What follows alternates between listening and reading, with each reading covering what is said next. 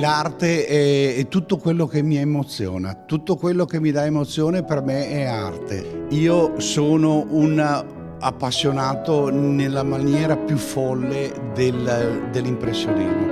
Io da quando ho cominciato a mettere colore sulle tele volevo diventare un Sisley, un Monet, un Pissarro, perché amo follemente l'impressionismo.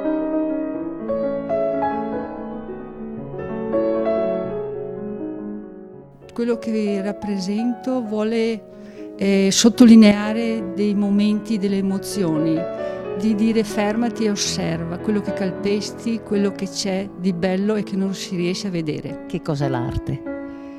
È una passione che viene da dentro, che non so se proprio mi emoziona e ogni tanto ho proprio la necessità di poter ricavarmi uno spazio per poter fare qualcosa. Mostra di due grandi artisti del nostro territorio, Marisa Pastrello e Giuseppe Fogale, ma prima di tutto sono anche due grandi persone e due grandi volontari, veramente due ricchezze del comune di San Zenone.